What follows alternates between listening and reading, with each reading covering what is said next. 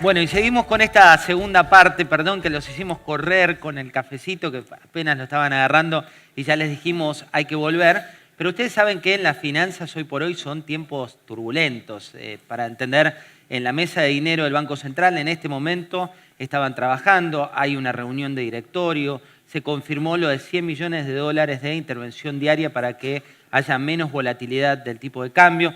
Todo está ocurriendo en tiempo real y los protagonistas que ustedes ven a través de lanación.com y quienes nos acompañan acá en el Malva son los que están gestionando cuando termina, cuando va y cuando viene una reunión. Ahora vamos a tener un lujo durante los próximos minutos que es contar con Mario Blecher. Mario es economista, es expresidente del Banco Central, es director, fue director, mejor dicho, del Banco de Inglaterra, es profesor en varias universidades. Está un poco en Israel, un poco en Estados Unidos, un poco en Buenos Aires y también tiene el costado menos conocido de Mario y tal vez el que más le divierta por estos días, el de la música. Claro. Ese es el costado que hoy más te motiva, Mario, ¿un poco o no? Y sí, es el más divertido. Sí. Es el más divertido. Él hace música moderna que está adaptada a la liturgia, pero también algo de música nacional. Sí, también adaptada a la liturgia. También adaptada a la liturgia. Arranquemos salvando las distancias con la liturgia argentina, con nuestro mercado, con este mercado que desde ayer pasó a ser emergente y algunos no lo interpretaban. ¿Cuál es tu opinión? Bueno, estos son unos índices bastante, digamos, arbitrarios, ¿no? Que se han construido con el objeto de guiar un poco a los inversores. En principio, están en la categoría que nosotros estábamos hasta ayer, en la categoría de país de frontera, es como un castigo, en cierta forma, ¿no? Porque son los países poco elegibles para la inversión. De forma que volver a la categoría de emergente es un poco un progreso, porque nos permite recibir inversiones, recibir a toda clase de inversiones financieras y reales, de muchos fondos que no pueden invertir en los países de frontera. O sea, esto nos beneficia y es muy probable que sí atraiga algún nivel de fondos adicionales. De por sí solo no va a ser mucho, pero puede aprovechar este momento como para ponerlo como otro cubo más en tratar de dar vuelta al tema de la volatilidad que estamos viviendo, ¿no? Mario, ¿cuánto incide la Argentina en el mundo y el mundo que quiere que le vaya bien a la Argentina haciendo la vista gorda de algunas cosas? Normalmente hoy en día yo diría que por lo menos a nivel oficial, las instituciones internacionales están en una situación amistosa con respecto a la Argentina. El programa del fondo es inusual porque no solamente se aprobó una cantidad muy por arriba de lo que se esperaba, sino que se lo aprobó fácil, se lo aprobó rápido y tiene algunas cláusulas que cuando yo trabajaba en el fondo allá por los 90 del siglo pasado, eran totalmente fuera de lo común, o sea, no se podía esperar que el fondo tenga cláusulas de tipo social en sus programas, no solamente que te tolere, digamos, el gasto social, sino que te lo ponga como condición. Eso sería poco posible en esa época. Y de forma que hay una actitud positiva y una expectativa positiva. Lo mismo en la OCDE, hemos tenido reuniones del tema del G7, el G20, el B20. Todas las instituciones internacionales en este momento están claramente en una posición favorable, amistosa con respecto a la Argentina. A nivel del sector privado hay mucho más dudas, porque obviamente hay gente que ha perdido dinero, pero igualmente creo que hay una expectativa de que finalmente esto se encarrile, ¿no?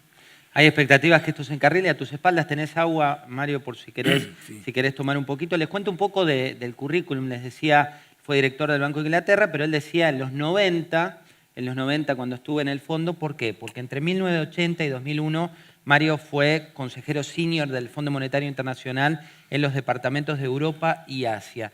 Se habla mucho del fondo hoy, que el fondo es otro fondo, que Lagarde no es Camp de Sus. ¿Cuánto hay de cierto, Mario? Bueno, Lagarde no es Camp de Sus. Enhorabuena, sí, ¿no? Enhorabuena, digamos. Eso seguro.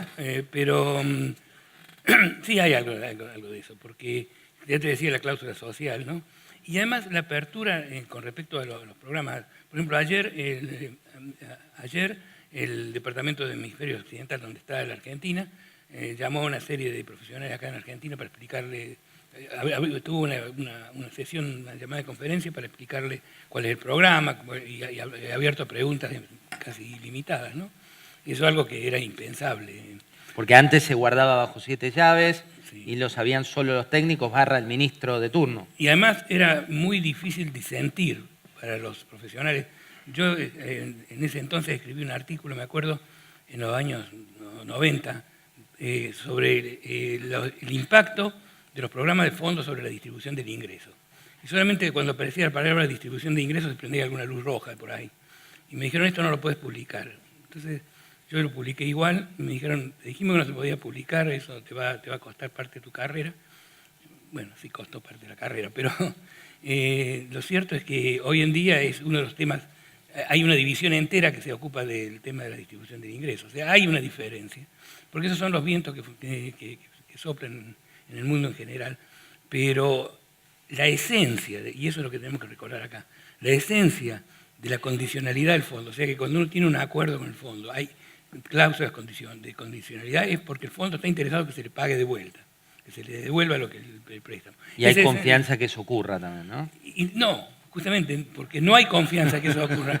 No, si habría confianza que eso ocurra, no te pondrían condiciones. Es decir, te ponen condiciones de comportamiento, o sea, de condiciones de política, porque no están completamente seguros que sin esas condiciones las vas a cumplir. A todos los países, ¿no? Pero de todas formas esa condicionalidad es mucho menor, mucho más liviana. Hoy en día la condicionalidad del fondo sobre el programa argentino es muy parecida a lo que era el programa argentino sin la condicionalidad. Te lo han acelerado los tiempos un poco, tenés que llegar a un equilibrio fiscal más rápido, pero es más o menos lo mismo. Mario, hay varias versiones respecto de lo que viene en la economía local, y últimamente nos acostumbramos a que te digan que sí o sí hay que ajustar para que nos vaya mejor. Desde tu punto de vista, ¿cuán imprescindible es el ajuste? Y por otro lado, este versus que se ha armado en la economía local entre inflación o crecimiento. ¿Es mejor tener más inflación o más crecimiento y menos inflación? ¿Hay una dicotomía ahí?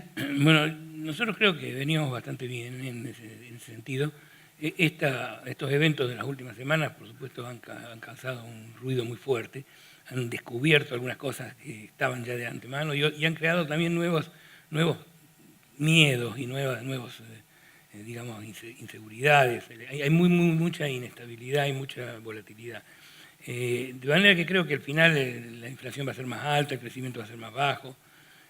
Hay un costo en todo esto. Pero lo que yo sinceramente creo que fue un error, no quiero entrar en detalles, pero podemos discutirlo, pero fue un error en la adopción de las metas de inflación. No era el momento, no era el sistema, digamos, que se podía utilizar. Cuando uno tiene que ajustar precios de servicios públicos, tarifas, en 100%, 200%, 500%, es muy difícil predecir cuál va a ser la inflación agregada. No era el momento. Entonces creo que ese tema habría que desarmarlo, desenfatizarlo. De alguna manera. Y la verdad que, estando las cosas como están, a mi juicio, es preferible sacrificar algunos puntos de mayor inflación si eso nos permite evitar una caída importante en el producto. O sea, mantener la actividad creo que tendría que ser una prioridad por arriba de la inflación. Eso es herejía para el fondo, si quieres, pero de todas formas yo creo que es así. Creo que en este momento sería importante poder reactivar, aunque la inflación baje más despacio. ¿Y coinciden en eso con vos en el gobierno? Digo, te llaman, y me consta, vos no lo solés decir, pero habitualmente te consultan del Banco Central, de Economía. No te podría decir si están de acuerdo o no, yo no sé. Pero es tu punto de vista al respecto. Ayer Ana Botín, nuestro colega Alfredo Sainz, que es el editor de Comunidad de Negocios, me contaba que en el marco de una convención que tiene el banco que ella lidera, básicamente te citaron por varias declaraciones, una que diste en La Nación y otra en otros medios, pero esta idea de que la codicia y el pánico, que la codicia no le gane al pánico, le gane al pánico, ¿qué hay que hacer con eso? ¿Qué hay que hacer? Bueno, la codicia no tiene límites, el pánico sí, entonces creo que al final... ahí está la punta. Sí, entonces. No, el tema fundamental acá es el pánico, el miedo, el temor, más bien, digamos, la aversión que tiene el público por comprometerse con la moneda local, ¿no es cierto?, con el peso.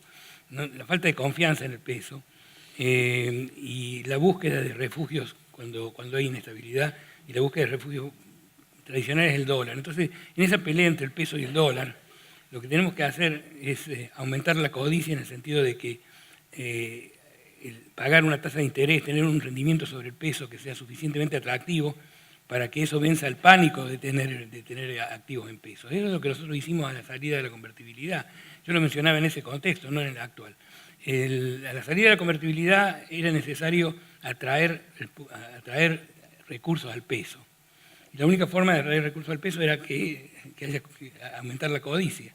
Y por eso pagamos 140% anual por unos días, 3 o 4 días. Pero eso llamó la atención suficiente como para que suficiente gente se anime a tener, instituciones, gente, a tener activos en pesos. Y ese pánico fue vencido por la codicia. Y una vez que esa ecuación se dio vuelta en esa dirección, fue mucho más fácil mantener y aumentar la demanda por pesos. Ahora, en ese contexto lo importante es la credibilidad no solamente del peso, sino la credibilidad de las instituciones, porque el peso, ¿qué es? Es el pasivo del Banco Central. Y para que el público tenga confianza en ese pasivo del Banco Central, tiene que tener confianza en el Banco Central, ¿no es cierto? Entonces creo que por ahí va la otra cláusula de condicionalidad del programa del fondo, en la cual dice aumentar la autonomía del Banco Central. Yo no sé si la autonomía del Banco Central es lo que le causa o lo que le da credibilidad, son sus políticas las que le da credibilidad, pero es importante, sí, de que la institución del Banco Central sea una institución creíble, porque si no, los activos en pesos no son atractivos. Y creo que por ese lado es donde se está buscando también desarmar el tema de las LEVAC para que el público tenga más confianza en la capacidad del Banco Central de actuar libremente, ¿no? ¿Es preocupante el volumen de LEVACs que hay hoy? Es un volumen muy alto, pero yo creo que hay 2 puntos. Uno, que el término es muy corto. Eso habría que alargarlo y eso el Banco Central está tratando. Eso es importante. El otro punto, el de transferirlo a la cabeza del Tesoro, de que el Tesoro salga a vender bonos para que con ese dinero se le pueda pagar al Banco Central y el Banco Central pueda recuperar las LEVAC. Eso a mí me parece que eso es pasar papelitos de un bolsillo a otro. No es muy relevante si eso lo debe el Banco Central o lo debe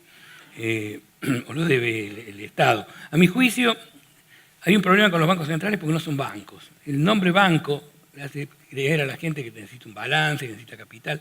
Los bancos centrales no necesitan ni balance ni capital. El capital del Banco Central es su credibilidad, porque si es creíble puede emitir todos los pesos que quiera, entonces no necesita capital. Por eso la Reserva Federal no se llama banco. Creo que tenemos un error acá conceptual, ¿no es cierto? ¿Y crees que los cambios tienen que ver con esa línea, que era necesario también dar al mercado una señal? Sí, yo creo que era necesario dar al mercado una señal radical, importante, diciendo que se puede confiar en esa institución. Mario, en la historia económica reciente se trató de muchas maneras que la gente confía en el peso. Vos recién nos contabas qué es el peso y en la realidad hubo un gobierno que decía coercitivamente tenemos que trabajar en pesos, otros gobiernos que dicen, bueno, hay que confiar en el largo plazo, inclusive este que dice van a venir más inversiones en dólares que se van a traducir en la economía local. ¿Por qué cuesta tanto que el peso tenga peso específico? Por la historia. Por la historia. ¿Y cuándo vamos a poder cambiar esa historia? En la historia ya no lo podemos cambiar, eso. Aunque decían en China, ¿no? Me acuerdo cuando empezaron las reformas de que la historia está cambiando todo el tiempo. Y es cierto, el Museo Histórico de Beijing estaba cerrado todo el tiempo, porque estamos cambiando la historia. Pero yo creo que no vamos a cambiar la historia, pero lo que sí podemos es cambiar el futuro, ¿no? Entonces yo creo que sí, los activos en pesos resultan atractivos y su tasa de rendimiento es suficiente, pero va cayendo a un nivel más aceptable y más natural, y tenemos una política, digamos, razonable y racional, se puede reganar la confianza del peso. Pero en eso hay un punto importante ahí. Nosotros, en los últimos 70 años, si no más, cada vez que tenemos un problema de competitividad, que es muy a menudo, cada vez que tenemos un problema de competitividad, la única forma que se resuelve es devaluando. Ese es como el único instrumento que tenemos para reganar competitividad. Y eso está mal, porque eso es obviamente lo que debilita al peso. Deberíamos poder ganar competitividad a través de mayor eficiencia, de mayor productividad, de mejores productos, mejores tecnologías, mejores canales de comercialización, bajar el famoso costo argentino. El costo argentino, o sea, el costo específico de manejar una firma en la Argentina, de acuerdo al Banco Mundial, es uno de los peores en 150 países, está como en el lugar 130, una cosa así. O sea, tenemos un costo específico de producir que debería ser de alguna forma reducido a lo largo del tiempo. Si se logra eso y si se puede ganar competitividad, no siempre devaluando, creo que eso sería un factor crucial en la devolución de la credibilidad del peso. Como si fuera a poco, el escenario geopolítico global también está cambiando. Hay un Donald Trump modificando las tasas a nivel internacional, la Reserva Federal jugando como pocas veces había jugado, China con una guerra comercial. Este nuevo mundo, al momento de traerlo a la Argentina, ¿cómo nos juega? Y no nos juega realmente muy positivamente. Si recordamos esta turbulencia actual comenzó el día en que la Reserva Federal anunció de que terminaba con su política de expansión casi ilimitada y que ¿Fue así efectivamente o sí. fue un argumento político de la Argentina? No, es verdad, así fue. Y por eso ese día todas las monedas del mundo prácticamente se devaluaron, ¿no? Incluyendo el euro, que ahora se devaluó más aún porque Mario Draghi dijo que Europa no va a divergir de los Estados Unidos y no va a subir las tasas a la misma velocidad. O sea, ya el euro se está devaluando. Ahora, como teníamos esas famosas metas de inflación, acá fue el único lugar donde en realidad no se devaluó el dólar. Pero la gente obviamente se dio cuenta que no puedes ir contra la corriente y finalmente iba a haber una devaluación y eso hizo las cosas un poco peor. Eso nos juega tal vez en contra, en cierta forma. Una guerra comercial internacional nos jugaría pésimo. Y lo que está pasando en Brasil no nos ayuda tampoco. O sea, el contexto internacional a lo mejor no es viento de frente, pero viento de cola no es. ¿Brasil escenario político, Brasil escenario real, Brasil consumo? No, Brasil es escenario económico, obviamente, sí. Nuestro socio comercial prácticamente más importante está en un estado recesivo. ¿Y cuál es la salida en este contexto? ¿Cuál es la salida para Argentina? Yo creo que la salida está en lo que se viene predicando, ¿no es cierto? Por un lado, en tratar de recuperar los equilibrios, porque los equilibrios macroeconómicos eran muy tenues o no existían. Hay que tratar de recuperar los equilibrios y hay que tratar de recuperar también los equilibrios a nivel micro, que son los precios relativos totalmente distorsionados, tampoco así se puede. Pero eso hay que hacerlo en una forma ordenada. Creo que la forma como se trató de hacer acá, en cierta forma, fue muy, yo diría, disruptiva para el proceso productivo. De forma que yo creo que recuperar los equilibrios es esencial. Mario, cuando uno mira las recetas, en tu caso suelen ser más moderadas, digo, pero a veces se ve desde la economía una receta muy técnica y en el medio juega la política. Vos jugaste en la parte técnica y en la parte política. Digamos, ¿cuánto incide la política al momento de no poder avanzar con un ajuste menos gradual? La política incide muchísimo. Creo que en realidad la política prácticamente determina mucho de estas cosas, ¿no? En una época no se hablaba de economía como una ciencia. Bueno, yo creo que ahora tampoco se puede hablar como una ciencia, pero se hablaba de la economía política. Así se llamaba la economía política. Después por alguna razón se le cambió el nombre a la profesión. Pero evidentemente son decisiones políticas. Por eso a mí, por ejemplo, me llamó la atención, y se lo dije, pero obviamente sin ningún efecto de ningún tipo, me llamó mucho la atención de que en el programa este del fondo, en el cual el fondo está interesado de que tenga éxito, se puso como cláusula, una de las cláusulas, el cambio de la Carta Orgánica del Banco Central, que necesita aprobación del Congreso, o por lo menos de los senadores, que es una cláusula política, básicamente. A mí me llamó la atención eso, no entiendo exactamente por qué se hizo. Cuando uno mira las economías a nivel regional, hay modelos, un modelo en el cual, por ejemplo, durante mucho tiempo Perú tuvo un modelo de crecimiento económico, pero lo que se decía es que no derramaba. ¿Corremos riesgo de ordenar la macro sin que la micro de la mayoría sea mejor? Sí, el riesgo está, pero yo creo que lo podemos analizar al revés, ponerlo al revés. Si la economía no crece, es muy difícil poder distribuir mejor. Es más fácil distribuir si la economía va creciendo, ¿no es cierto? O sea, creo que eso es fundamental. no es que es la única forma de distribuir mejor, pero es evidente que una economía estancada le es muy difícil de mejorar la distribución del ingreso. Pero mejorar la distribución del ingreso hoy en día es una prioridad, yo creo, real en todos lados, porque a partir de la crisis financiera del 2008, creo que ha quedado claro en la mente de los políticos que sin una mejora en la distribución del ingreso va a haber siempre esta aversión a los procesos económicos normales, ¿no? Entonces yo creo que en todo el mundo hoy en día se le está dando más importancia a ese tema de lo que se le daba antes. No en todos lados se está teniendo éxito, pero en todos lados se está dando importancia.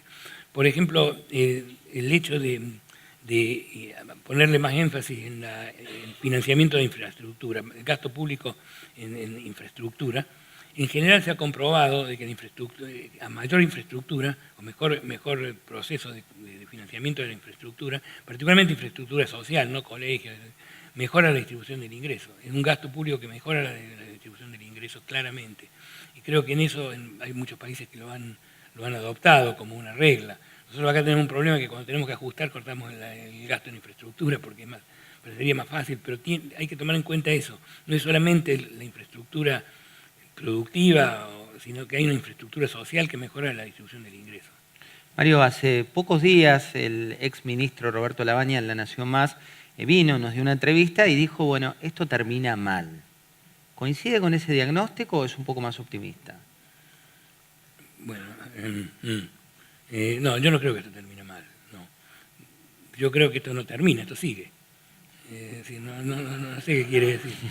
No sé qué quiere decir exactamente que termine. ¿Esto sigue? ¿Significa que hay más posibilidad de mantener un modelo económico en el mediano plazo como el que estamos viviendo? No, creo que se están haciendo ahora las correcciones que hay que hacer y que hay que ser optimistas, porque si evidentemente queremos de antemano que esto no va a funcionar, va a ser muy difícil que funcione. Bueno, y al fin y al cabo, los optimistas y los pesimistas llegan al mismo lugar, ¿no es cierto? Porque la realidad es la misma para todos, al final. Y los optimistas la pasan bastante mejor, así que yo prefiero ser... Mejor cierre imposible. La última pregunta, Mario, y en este caso la vamos a tomar de la gente que nos está mirando a través de lanación.com, que también tiene preguntas para hacerle. Decíamos, el tag es finanzas. Y esta pregunta está vinculada con sus expectativas respecto de inflación. Si usted coincide con una inflación cercana al 30% o cree que va a ser inferior. Yo creo que, nuevamente, este tema de las metas de inflación y de las proyecciones muy precisas, yo no lo veo como algo realmente productivo en una situación en la cual tenemos grandes desbalances en los precios relativos. Si tendríamos algunos ajustes marginales, sí, pero si sabemos que hay ciertos servicios públicos, por ejemplo, que necesitan un ajuste de 500%, poder establecer entonces que la inflación va a ser 27.3, me parece que es un poco pretencioso, ¿no? Pero sí, si me preguntabas concretamente si va a estar más cerca de 27 que de 15, sí va a estar más cerca de 27 que de 15. Entre los pesimistas y los optimistas está la realidad. Él elige ser optimista, nosotros también. Muchas gracias, Mario. No, gracias a vos.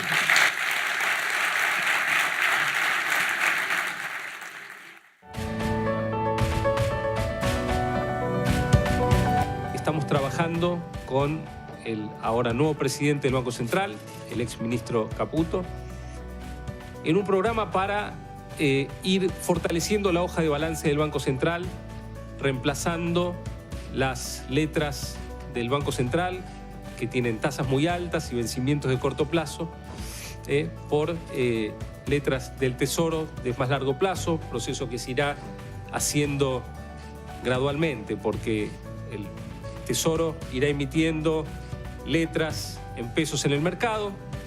Con esos fondos le vamos a comprar letras intransferibles al Banco Central y con ello el Banco Central va a poder ir cancelando LEVAQs, disminuyendo entonces ese stock de LEVAQs que hoy generan una fuente de creación de dinero que en cierta medida también contribuye a la turbulencia que vemos en el mercado de cambios.